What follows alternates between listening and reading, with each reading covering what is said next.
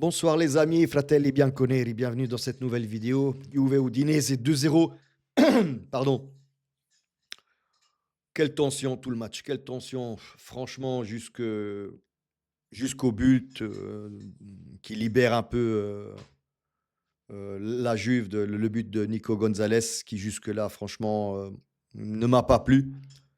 Euh, Première mi-temps, je vais pas dire stérile, on avait la possession du ballon, on jouait bien, mais voilà, il y avait pas vraiment une construction, que j'ai aimé. Beaucoup de tirs, qui ont tous été contrés.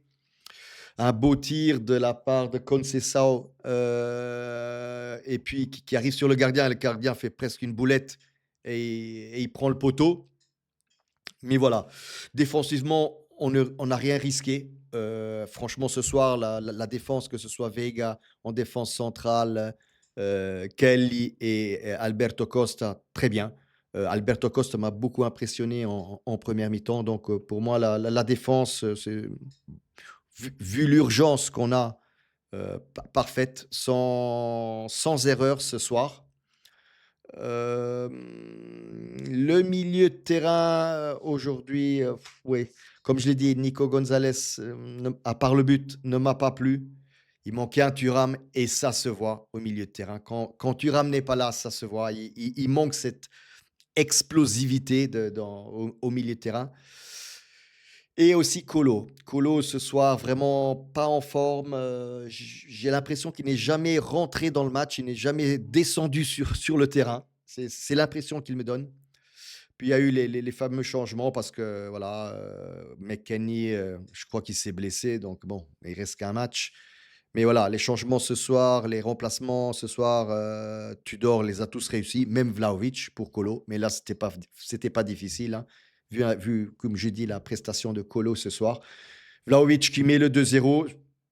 Enfin, il a le ballon sur son pied gauche. De là, il peut vraiment pas rater. Mais là, faut dire bravo à Kenan Nelis qui ramène le ballon des 30-40 mètres dans notre terrain et le ramène jusque de l'autre côté pour donner la passe finale sur le pied de Vlahovic. Donc voilà, le plus important, c'était les 3 points ce soir. On les a pris. Maintenant, il reste le dernier match face à Venise. La Rome, ce soir, a gagné 3-1 ou 2-1 face au Milan, à Rome. La Lazio, Inter-Lazio 2-2. L'Inter était en train de gagner, mais il y a eu un penalty en toute fin de match, 2-2. Pedro marque le penalty. Le Naples, alors le Naples en a plus. Physiquement, ils sont sur les rotules. Ils ont plus d'essence. Ils sont même plus sur la réserve. Je pense qu'ils courent juste avec l'essence qu'il y a dans les tuyaux.